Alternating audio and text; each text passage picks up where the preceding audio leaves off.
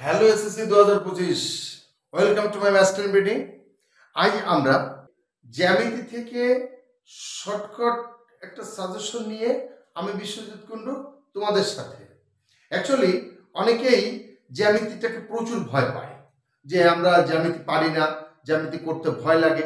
কিন্তু যদি ম্যাথে 100 পেতে হয়, A+ পেতে হয়, তাহলে জ্যামিতির বিকল্প কিছুই নাই। যারা A+ পেতে চাও, এ পেতে চাও, তারা এই অষ্টম অধ্যায় অর্থাৎ বৃত্ত সম্পর্কিত যে চ্যাপ্টারটি আছে, এই চ্যাপ্টারটা যদি আমরা কমপ্লিট করতে পারি, দেন একটি জ্যামিতি আমাদের কনফার্ম।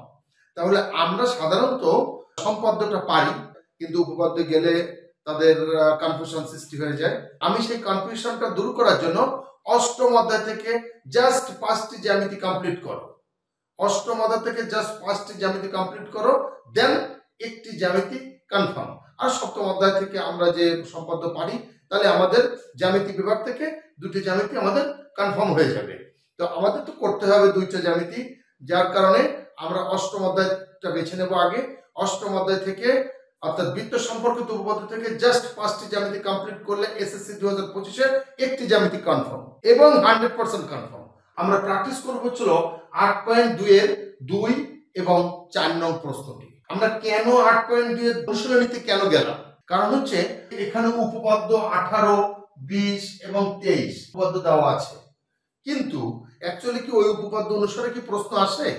না, উপপাদ্য অনুসারে প্রশ্ন আসে না। তাই আমরা অনুশীলনীটা প্র্যাকটিস করব আর এই বোর্ড প্রশ্নগুলো অ্যানালাইসিস করব। কেমন? আমরা যদি এই 8.2 এর 2 এবং 4 নং প্রশ্নটি প্র্যাকটিস করি, তাহলে দেখা যাচ্ছে কি আমাদের এই 4 নং যে সৃজনশীলটি আছে, এই সৃজনশীলটি যদি আমরা প্র্যাকটিস করি, কি হবে, এর যে খ নাম্বারটা আছে, এই খ নাম্বারটা প্র্যাকটিস করার মাধ্যমে আমাদের উপপাদ্য 20 হয়ে যাবে। উপপাদ্য 20 প্র্যাকটিস হয়ে যাবে। তাহলে উপপাদ্য 20টা আমাদেরকে অবশ্যই প্র্যাকটিস করতে হবে, কারণ এই উপপাদ্য 20 হচ্ছে বৃত্ত সম্পর্কিত উপপাদ্যের মাদার।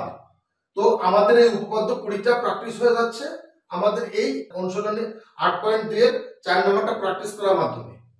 এই 4 নম্বরের ভিতর 2টা জ্যামিতি আছে, আরেকটা হচ্ছিল গ নাম্বারটা যখনই প্র্যাকটিস করছি, তখন এই 8.2 এর 1 নং প্রশ্নটি কমপ্লিট হয়ে যাচ্ছে।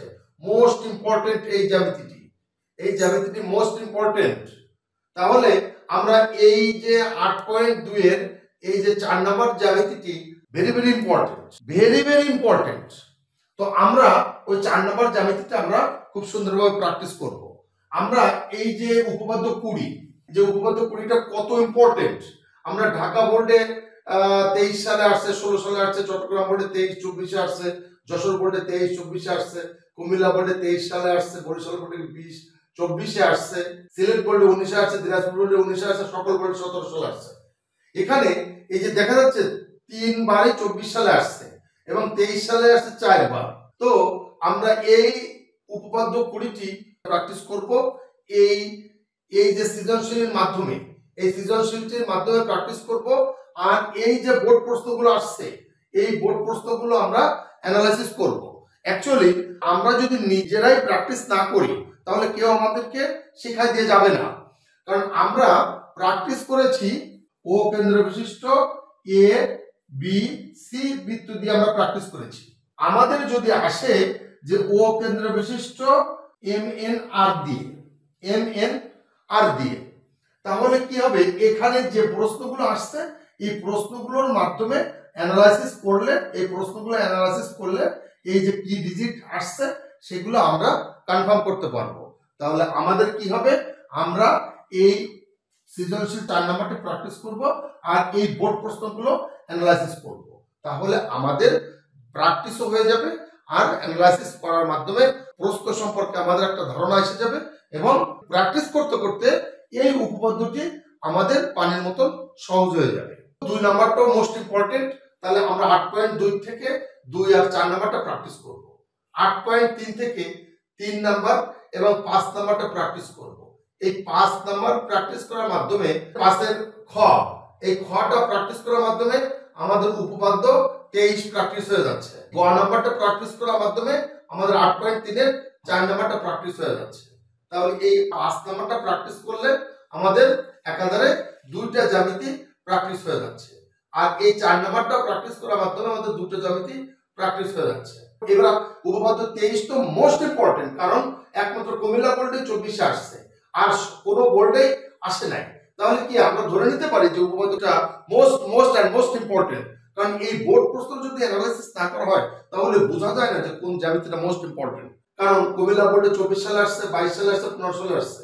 রাজশাহী বোর্ডে 23, 22, 19, দিনাজপুর বোর্ডেও একই, বরিশাল বোর্ডে 23, 22, 20, 19, যশোর বোর্ডে 23, 17, চট্টগ্রাম বোর্ডে 19, ময়মনসিংহ বোর্ডে 22।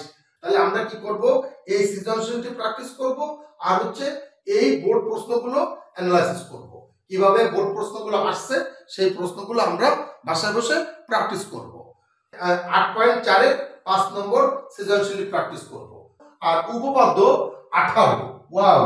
তাহলে আমরা এই উপপাদ্য 18, উপপাদ্য 20, উপপাদ্য 23 এই তিনটে জ্যামিতি প্র্যাকটিস করার মাধ্যমে আমরা অন্তত কনফার্ম তো একটা পাবো। আর এই যে এখানে যে গ্রাফটা আমরা দেখালাম, এইগুলো প্র্যাকটিস করলে, এই যে 5টা জ্যামিতি আমরা প্র্যাকটিস করলে আমাদের এই অষ্টম অধ্যায় থেকে একটি জ্যামিতি কমান। তাহলে আমরা এই অষ্টম অধ্যায় থেকে একটি জ্যামিতি কমান যদি পেতে হয় তাহলে আমরা এই 5টি জ্যামিতি প্র্যাকটিস করব। আর এই যে বোর্ড প্রশ্নগুলো আসছে, এই যে বোর্ডের যে প্রশ্নগুলো আসছে, এই প্রশ্নগুলো বাসায় বসে প্র্যাকটিস করব। আমি গত একটা ক্লাসে বলেছি আমরা সিকিউ প্র্যাকটিস করব একদিন বাদে একদিন, একদিন বাদে একদিন 2 ঘন্টা, 2 ঘন্টা। এখন প্রশ্ন হচ্ছে, আমি যদি এই 18 উপপাদ্যটি প্র্যাকটিস করি, তাহলে 18 উপপাদ্যটি প্র্যাকটিস করলাম, আমি মনে করলাম যে 1 ঘন্টা ধরে আমি 18 উপপাদ্যটি প্র্যাকটিস করলাম। এবং এই প্র্যাকটিস করার পরে আমরা যদি এই বোর্ড প্রশ্নগুলো অ্যানালাইসিস করি, তাহলে কোথাও এবিসি দিয়ে আসছে, কোথাও এমএন আর দিয়ে আসছে, এমএনও দিয়ে আসছে, কোথাও পিকিউ আর দিয়ে আসছে।